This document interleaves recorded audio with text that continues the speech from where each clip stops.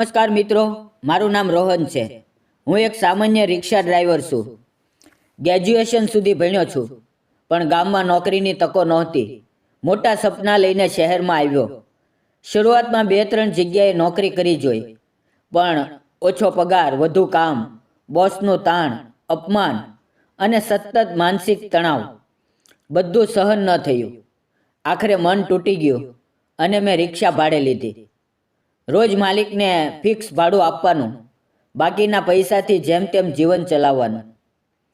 માતા પિતા હજુ ગામમાં જ છે. શહેરમાં મારું પોતાનું કોઈ ઘર નથી. એક નાનકડા ભાડાના રૂમમાં એકલો રહું છું. લગ્નનો વિચાર તો ઘણા સમય પહેલાં જ મનમાંથી કાઢી નાખ્યો હતો. ઘરની આર્થિક સ્થિતિ નબળી, પોતાની કોઈ સ્થિરતા નહીં, ઉપરથી લોકો સંભાળે કે રિક્ષા ચલાવું છું તો કોણ પોતાની દીકરી આપે. આ બધું વિચારીને લગ્નનો વિચાર કાયમ માટે છોડી દીધો હતો. એક દિવસ સાંજના લગભગ 5:45 વાગ્યા હશે. હું એક આઈટી કંપનીની સામે રિક્ષા લઈને જઈ રહ્યો હતો. ઓફિસ ટાઈમની ભીડ હતી. બધા ઘરે પહોંચવાની ઉતાવળમાં હતા. ત્યારે અચાનક એક યુવતીએ હાથ દેખાડ્યો. મેં રિક્ષા રોકી. તે અંદર બેઠી.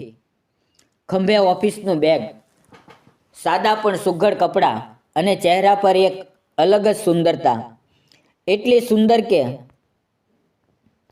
એક પળ માટે મારું ધ્યાન રસ્તાથી હટીને તેના પર ચોંટી ગયું. પછી મેં પોતાને સંભાળ્યો, મીટર ચાલુ કર્યું અને તેના બતાવેલા રસ્તે રિક્ષા ફેરવી. તેના કાળા ખુલ્લા વાળ કંધા પર વિખરાયેલા હતા. મોટી મોટી બોલતી આંખો, ગુલાબી હોઠ અને એક શાંત સંસ્કારી ચહેરો. રિક્ષાના શીશામાં વારંવાર તેની ઝલક જોતો રહ્યો અને મનમાં વિચાર આવતો હતો કે આટલી સુંદર અને સંસ્કાર લાગતી છોકરી મારી રિક્ષામાં કેવી રીતે બેઠી. થોડી જ વારમાં અમે એક ચોકમાં પહોંચ્યા. તેણે ખૂબ જ નરમ અને સૌમ્ય અવાજમાં કહ્યું, અહીંયા રોકી દો. મેં રિક્ષા કિનારે લગાવી. તેણે મીટર પડવાના પૈસા આપ્યા. એક પળ માટે મારી તરફ જોયું, પછી હળવી મુસ્કાન આપી અને ચાલી ગઈ. તે જતી રહી તો મારા મનમાં અચાનક એક અજીબ ખાલીપણું ભરાઈ ગયું. જાણે થોડીક પળ માટે મારી જિંદગીમાં રંગ આવ્યો અને તરત જ તે રંગ ફિક્કો પડી ગયો. હું સીધો ઘર તરફ નીકળી પડ્યો, કારણ કે આખો દિવસ રિક્ષા ચલાવીને શરીર બુરી રીતે થાકી ગયું હતું. ઘર પહોંચીને સાદું ખાવાનું બનાવ્યું, ખાધું અને બેડ પર સૂઈ ગયો. આંખો બંધ કરી પણ ઊંઘ આવવાનું નામ નહોતું લેતી, કારણ તે યુવતી વારંવાર આંખ સામે આવતી હતી. તેની સુંદરતા, તેનો શાંત ચહેરો, તેની તે હળવી નજર. મનમાં ઢગલાબંધ સવાલો ઉમટી રહ્યા હતા. તે કોણ હશે? ક્યાં રહેતી હશે? તેનું નામ શું હશે? શું ક્યારે ફરી મુલાકાત થશે? આ સવાલો અને વિચારોમાં ક્યારે ઊંઘ આવી ગઈ તે પણ ખબર ન પડી. સવારે સૂરજની કિરણો બારીમાંથી અંદર આવવા લાગી. ત્યારે આંખ ખુલી. રોજની જેમ ઉઠ્યો. થોડી સફાઈ કરી અને ફ્રેશ થયો. થોડો નાસ્તો કર્યો અને આંગણામાં રિક્ષા સાફ કરવા લાગ્યો. સફાઈ કરતાં કરતાં અચાનક નજર પાછળની સીટ પર પડી. એક બેગ. એક જ પળમાં હું સ્તબ્ધ થઈ ગયો. આ બેગ કોનો હોઈ શકે? અને તરત જ કાલની તે યુવતી મારી આંખ સામે આવીને ઊભી થઈ ગઈ.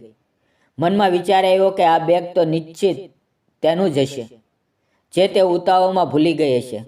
મેં બેગ હાથમાં લીધો અને વિચારવા લાગ્યો કે તેને ખોલવો જોઈએ કે નહીં. મનમાં દ્વંદ્વ શરૂ થયું. ક્યારેક કોઈની વસ્તુને પરવાનગી વગર સ્પર્શ કરવો યોગ્ય નથી લાગતું. ઉત્સુકતા હોવા છતાં મેં બેગ ન ખોલ્યું.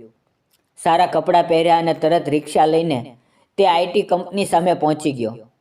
ત્યાંના સિક્યુરિટી ગાર્ડે બધી વાત શાંતિથી કરી, પણ તેમણે ના સાંભળ્યું અને મને ટાળી દીધો. તેમના વર્તનમાં એવું લાગ્યું કે જાણે હું કોઈ ગુનો કરી રહ્યો છું. મને ખૂબ દુઃખ થયું, પણ હું હાર્યો નહીં. કંપનીની બહાર એક બાજુ ઊભો રહીને રાહ જોવા લાગ્યો. સમય ખૂબ ધીમે ધીમે વીતી રહ્યો હતો. બપોર થઈ ગઈ. પેટમાં ભૂખ તીવ્ર થવા લાગી, પણ તે યુવતીને બેગ પરત આપવાનો વિચાર એક પળ માટે પણ મનમાં ડગ્યો નહીં. સાંજના 5:30 વાગ્યા. મનમાં નિરાશાની છાયા ઘેરાઈ રહી હતી. હવે લાગવા લાગ્યું કે હવે તેની સાથે મુલાકાત નહીં થાય. ઉદાસ મનથી ઊભા થઈને જવાની તૈયારી કરી રહ્યો હતો. ત્યાં અચાનક તે જ યુવતી કંપનીમાંથી બહાર નીકળતી દેખાય. એ પવે મારા મનમાં જે ખુશી ઉમટી તે શબ્દોમાં બતાવી શકાય નહીં. તેણે મને જોયો અને એક પવની પણ રાહ ન લઈ દોડીને મારી પાસે આવી. તેના ચહેરા પર સ્પષ્ટ ગભરાટ હતો. આંખોમાં ડરની પડછાયા દેખાતી હતી અને તે ડરની પાર એક હળવી આશાની ચમક પણ દેખાતી હતી. પાસે આવીને કાપતા અવાજે પૂછ્યું, તમને મારી બેગ મળી? આ સવાલ સાંભળતા જ વિચાર કર્યા વગર મેં બેગ તેના હાથમાં મૂકી દીધી.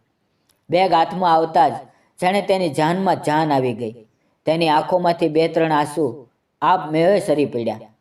તે આંસુ દુઃખના નહોતા, પણ રાહતના, ખુશી અને સુકૂનના હતા. ભાવુક થઈને તેણે કહ્યું, સાચું કહું તો કાલે મને ઠીક ઊંઘ પણ નથી આવી. મારો બેગ ક્યાં ખોવાઈ ગયો, કેવી રીતે ખોવાઈ ગયો એ વિચારીને મારું દિમાગ ભરી ગયું હતું. મને લાગતું હતું કે ક્યાંક રસ્તામાં જ પડી ગયું હશે કે કોઈએ ઉપાડી લીધો હશે. પણ તમે તો ભગવાનની જેમ મારી સામે આવ્યા અને મારો બેગ પરત આપી દીધો.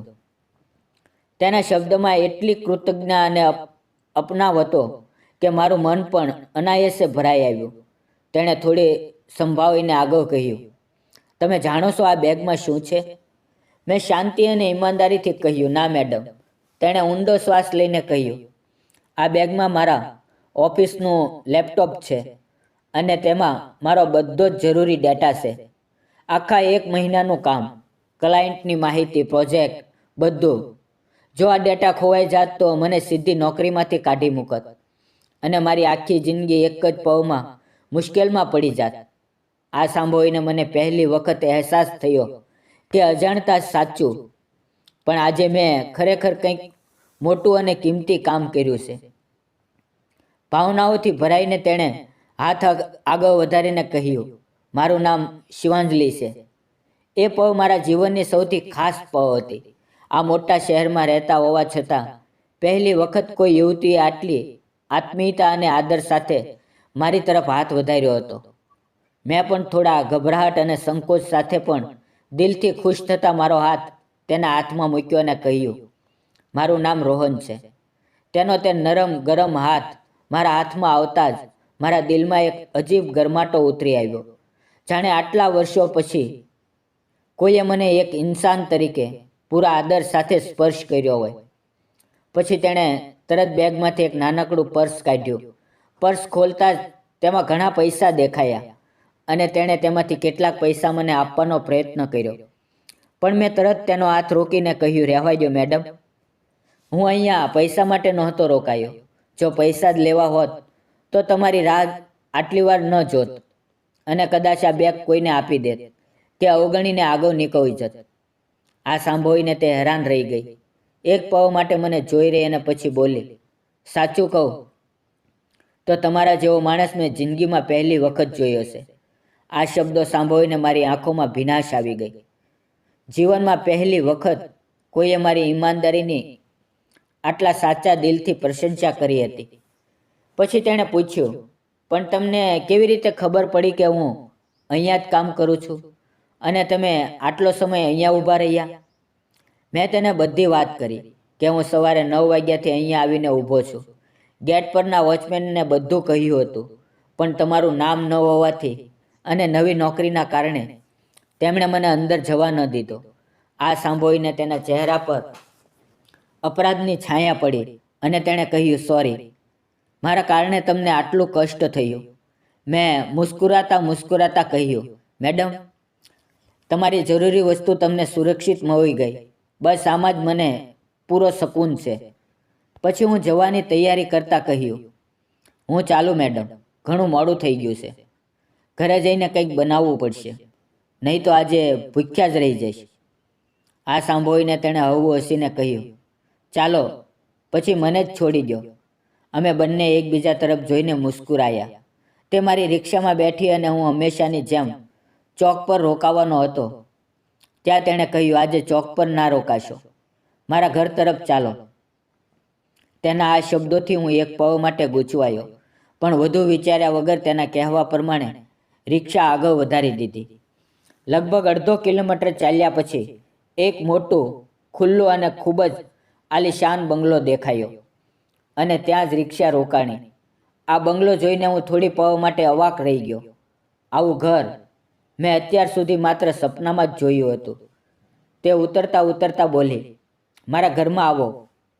પણ મેં વિનમ્રતાથી ના પાડી. ના મેડમ, મોડું થઈ રહ્યું છે. તેણે હસીને કહ્યું, ઠીક છે, પછી ક્યારેક આવજો. પછી તેણે પર્સમાંથી રિક્ષાનું ભાડું કાઢ્યું અને મને આપ્યું. પૈસા લઈને હું જવાનો હતો ત્યાં તેણે થોડા સંકોચ સાથે પૂછ્યું, શું મને તમારો નંબર મળી શકે? હું એક પળ ઝીઝક્યો, પણ દિલમાં ઉઠતી ખુશીને સંભાળીને મેં તેને મારો મોબાઈલ નંબર આપી દીધો. તેણે સંતોષથી કહ્યું, શું તમે મને રોજ સવારે ઓફિસ છોડવા આવી શકો છો? મેં તરત કહ્યું, હા બિલકુલ, હું તો રોજ આ જ રસ્તાથી પસાર થાઉં છું. તેણે ઠીક કહ્યું અને કહેતા કહેતા અંદર ચાલી ગઈ. અને તે સાંજે જ્યારે હું ઘર પહોંચ્યો તો મારું મન કોઈ વસ્તુમાં લાગતું નહોતું.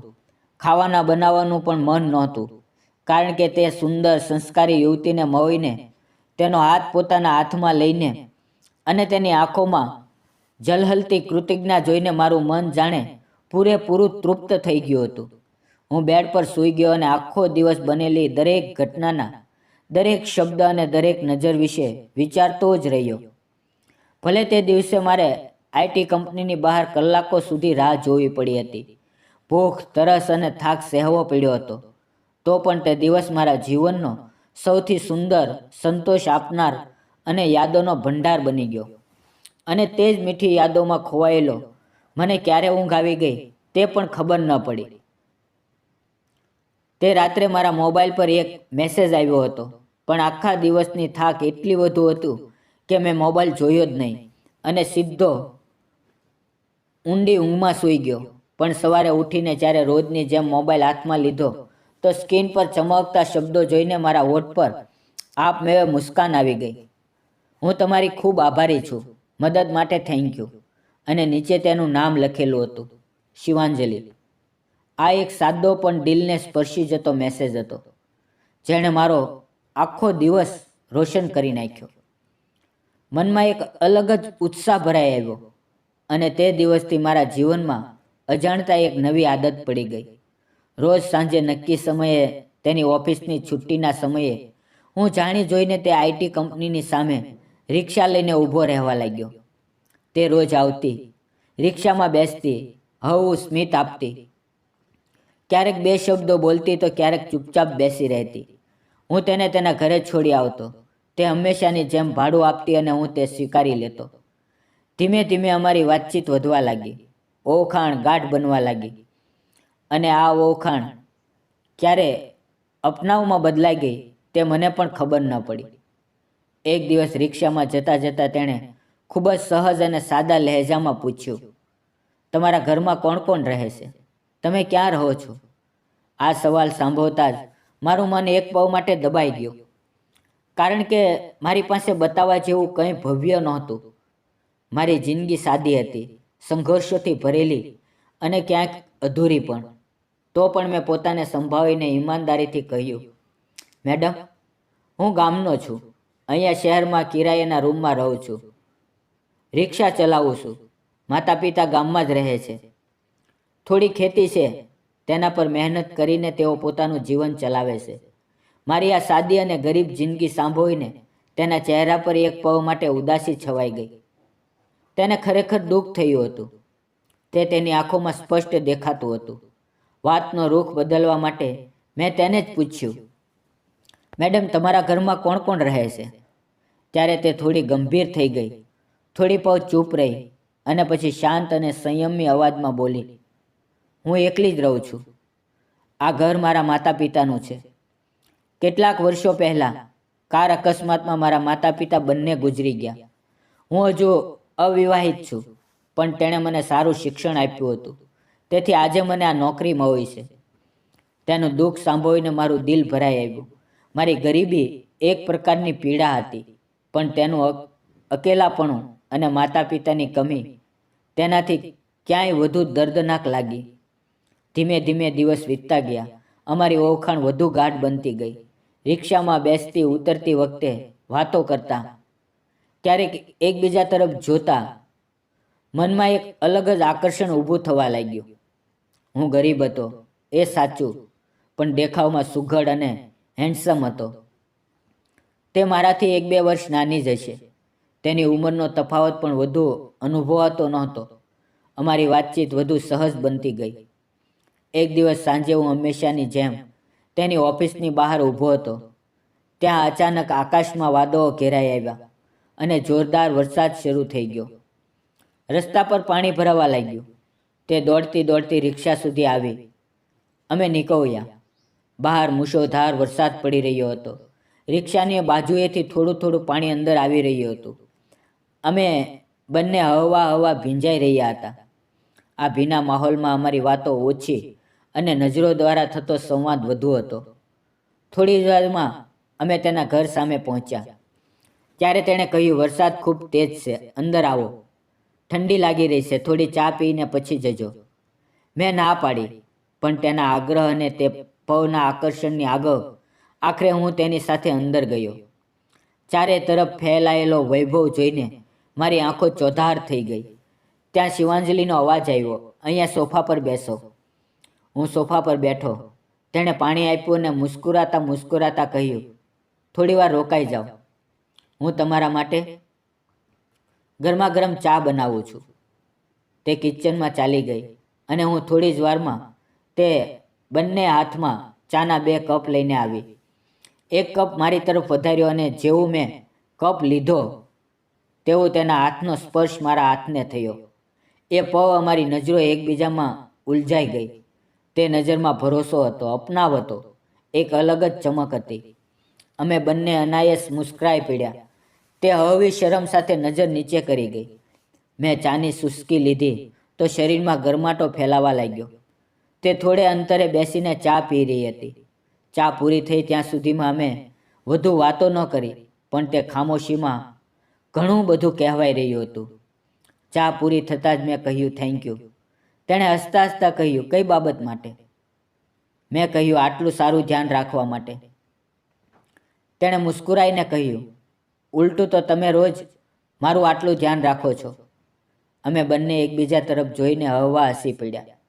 મેં સહજતાથી કહ્યું, તમારું ઘર ખૂબ સુંદર છે. તેણે કહ્યું, થેન્ક યુ. પછી હું ઊભો થયો અને કહ્યું, હું ચાલું. શિવાંજલિ. આજે પહેલી વખત મેં તેને મેડમ કહેવાને બદલે સીધું તેના નામથી પોકાર્યું. આ સાંભળતા જ તેણે મારી તરફ જોયું. ફરીથી અમારી આંખો મળી. તે નજરમાં કંઈક એવું હતું જેણે વગર બોલ્યે બધું કહી દીધું. હું મોઢું ફેરવીને જવાનો હતો ત્યાં શિવાંજલિએ અચાનક મારો હાથ પકડી લીધો. હું પાછો વળ્યો તો તેની આંખો ભરાઈ આવી. નજરમાં એક અલગ જ ભાવના ઉમટી રહી હતી, જાણે દિલમાં ઘણું બધું જમા થયું હોય જે આજે બહાર આવવાનું હોય. તેણે કંપતા પણ દ્રઢ અવાજમાં કહ્યું, રોહન. તેના મોંથી મારું નામ સાંભળતા જ મારું દિલ જોર જોરથી ધડકવા લાગ્યું. આખા શરીરમાં એક અજીબ સિરહન દોડી ગઈ. તેણે આગળ કહ્યું, રોહન, તમારા જેવો માણસ મેં મારી જિંદગીમાં ક્યારેય નથી જોયો. એ સાચું છે કે તમે ગરીબ છો, પણ દિલથી તમે ખૂબ અમીર છો. દેખાવમાં પણ તમે ખૂબ સુંદર છો, પણ તેનાથી પણ વધુ સુંદર તમારું મન છે. આટલા દિવસથી હું તમને જોઈ રહી છું. તમારી વાતો, તમારું વર્તન, એક સ્ત્રીને આપવામાં આવતો આદર, સન્માન, માન, આ બધું ક્યારેય બદલાયું નથી. સાચું કહું તો જો તમારી જગ્યાએ કોઈ બીજો હોત તો મારી અમીરી, મારું ઘર અને મારી જિંદગી જોઈને મને પ્રેમના જાળમાં ફસાવવાનો પ્રયત્ન કરત, કદાચ લૂંટવાનું પણ વિચારત. પણ તમને જોઈને મને ક્યારેય ડર નથી લાગ્યો. ઉલટું તમારા પર એટલો ભરોસો થઈ ગયો કે હું રોજ નિશ્ચિતપણે તમારી રિક્ષામાં સફર કરતી રહી. અને આજે એક એવી વાત જે હવે હું મારા દિલમાં દબાવીને રાખી શકતી નથી. સાચું કહું તો મને તમે ખૂબ ગમવા લાગ્યા છો. તેના આ શબ્દો સાંભળીને હું બિલકુલ સ્તબ્ધ થઈ ગયો. થોડી પળો માટે તો એવું લાગ્યું કે હું શ્વાસ લેવાનું જ ભૂલી ગયો છું. શિવાંજલિ શું કહી રહી છે? આના પર મને વિશ્વાસ જ નહોતો આવતો. શું જવાબ આપું? કેવી રીતે બોલું? કંઈ સમજાતું નહોતું. મારી આંખો પણ આપમેળે ભરાઈ આવી. જીવનમાં પહેલી વખત કોઈએ મારી ઈમાનદારી અને મારા સ્વભાવને આટલી ઊંડાઈથી સમજ્યો હતો. તે થોડી વધુ પાસે આવી. મારી આંખોમાંથી પડતા આંસુ તેણે જોયા અને એક પળ માટે તેણે પોતાનું માથું મારા ખંભે ટેકવી દીધું. એ એક પળ જાણે મારા આખી જિંદગી થંભી ગઈ હોય, સમય જમી ગયો હોય એવું લાગ્યું. આગળ શું કરવું, શું કહેવું, કંઈ સમજાતું નહોતું. થોડી વાર પછી પોતાને સંભાળીને મેં કહ્યું, શિવાંજલિ, મને પણ તમે ખૂબ ગમો છો, પણ હું ગરીબ છું, ગામથી આવેલો છું, એક સામાન્ય માણસ છું, રિક્ષા ચલાવું છું. તમારી જિંદગી, તમારું સ્ટેટસ, તમારી દોલત મારાથી ઘણું વધુ છે. તમે ખૂબ સુંદર છો. તમારા માટે તમારા દરજ્જાનો, તમારી સુંદરતા અને અમીરીને શોભે એવો કોઈ સારો છોકરો શોધો. આ સાંભળતા જ તેણે ફરીથી મારો હાથ મજબૂતીથી પકડી લીધો. તેની આંખોમાં કોઈ શંકા નહોતી. તેણે પૂરા યકીન સાથે કહ્યું, ગરીબ, અમીર, મોટા નાના, ઊંચ નીચ જેવી કોઈ વસ્તુ હોતી નથી. માણસ બસ સ્વભાવથી સારો હોવો જોઈએ, અને તે તમે છો. મને તમે ગમો છો અને હું તમારી સાથે જ લગ્ન કરવા માંગુ છું. તેના આ દ્રઢ શબ્દોએ મારો બધો ડર એક જ પળમાં દૂર કરી દીધો. તો પણ ગભરાતા ગભરાતા મેં કહ્યું, લોકો શું કહેશે? શિવાંજલિ, એક રિક્ષાવાળા સાથે લગ્ન કર્યા એમ કહીને તમને તાણા મારશે. ત્યારે તેણે શાંતિથી મુસ્કરાઈને કહ્યું, લોકોનું શું છે? સારું કરો તો પણ બુરું જ બોલે છે, બુરું કરો તો પણ બુરું જ બોલે છે. તેમની પરવા ન કરો, સાચું બતાવો, હું તમને ગમું છું? આ સવાલ પર શબ્દોની જરૂર જ નહોતી. મેં ફક્ત માથું હલાવ્યું અને તેની આંખોમાં જોઈ લીધું. અને તે જ દિવસથી અમારા પ્રેમની અસલી શરૂઆત થઈ. હું ધીમે ધીમે વધુ ખુશ રહેવા લાગ્યો. જિંદગીને નવો અર્થ મળ્યો, જીવવાની નવી દિશા મળી. દિવસ વીતતા ગયા. લગભગ 1 વર્ષ સુધી અમે એકબીજાને મળતા રહ્યા, વાતો કરતા રહ્યા, ક્યારેક હસ્યા, ક્યારેક ગંભીર થયા, એકબીજા માટે દિલને સમજતા રહ્યા, સ્વભાવ જાણતા ગયા.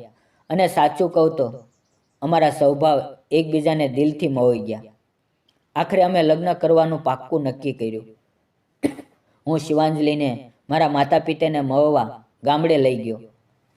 તે 2-3 દિવસ અમારા સાદા ઘરમાં રહી. તેને મારા માતા પિતાની સાદગી, તેમનો પ્રેમ અને અપનાવ ખૂબ જ ગમ્યો. અને મારા માતા પિતાને પણ શિવાંજલિ ખૂબ પસંદ આવી.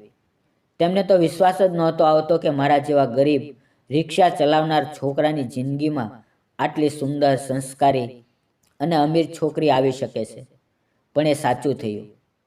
થોડા જ દિવસોમાં અમારા લગ્ન સાદી રીતે પણ પૂરા દિલથી થઈ ગયા. આજે અમે બંને ખુશી ખુશી પોતાનો સંસાર બનાવી રહ્યા છીએ. હું મારા માતા પિતાને શહેરમાં અમારી સાથે રહેવાનું કહું છું, પણ તેમને ગામની ખેતી, માટીની સુગંધ અને ખુલ્લું આકાશ વધુ ગમે છે. તેથી જ્યારે પણ સમય મળે છે, હું અને શિવાંજલિ ગામડે જઈને તેમની સાથે કેટલાક દિવસ ખુશીથી વિતાવીએ છીએ અને પછી શહેરમાં પાછા આવીએ છીએ. શિવાંજલિ મને ઘણી વખત પ્યારથી કહે છે, હવે તમે રિક્ષા ચલાવવાનું બંધ કરો ને. હું હસીને તેને કહું છું, ના, આ જ રિક્ષાને કારણે મને અને તને મુલાકાત થઈ. આ જ રિક્ષા મારી જિંદગીની સૌથી ખૂબસૂરત યાદ છે. પૈસા કેટલા પણ મળે, પણ આ પ્રેમ, આ ભરોસો અને આ યાદ હું જીવનભર સંભાળીને રાખવા માંગુ છું. આ કહેતા જ અમારી બંનેની આંખોમાં આંસુ આવી જાય છે. હાથ વધુ કસીને પકડી લઈએ છીએ અને અમારો એકબીજા પરનો ભરોસો તથા પ્રેમ વધુ ગાઢ બનતો જાય છે. તો મિત્રો, શું મેં અને શિવાંજલિએ સાચું કર્યું કે ખોટું? તમારો અભિપ્રાય કોમેન્ટમાં જરૂર જણાવજો. આ કહાની માત્ર રોહન અને શિવાંજલિના પ્રેમની નથી. આ તો ઈમાનદારી, ભરોસો અને ઇન્સાનની કહાની છે. પૈસા, જાતિ, સંબંધ નક્કી નથી કરતા. માણસનું દિલ, તેનો સ્વભાવ અને તેના મૂલ્યો જ તેની અસલી ઓળખ હોય છે. જો સંબંધમાં ઈમાનદારી હોય, સામેના માટે આદર હોય અને ભરોસો હોય, તો કોઈ પણ હાલત, કોઈ પણ તફાવત પ્રેમના રસ્તામાં અડચણ નથી બની શકતો. જિંદગીમાં સારાઈનો રસ્તો પસંદ કરશો તો કિસ્મત પણ ક્યારેય તમારો સાથ આપશે જ. બસ ધીરજ રાખવાનું શીખો અને ઇન્સાન બનીને રહો. જો આ પ્રેમ કથા તમારા દિલને સ્પર્શી ગઈ હોય તો લાઈક કરો, શેર કરો અને ચેનલને સબસ્ક્રાઈબ કરવાનું ભૂલશો નહીં. ફરી મળશું મિત્રો નવા વિડીયો સાથે. જય જય ગરવી ગુજરાત. ધન્યવાદ.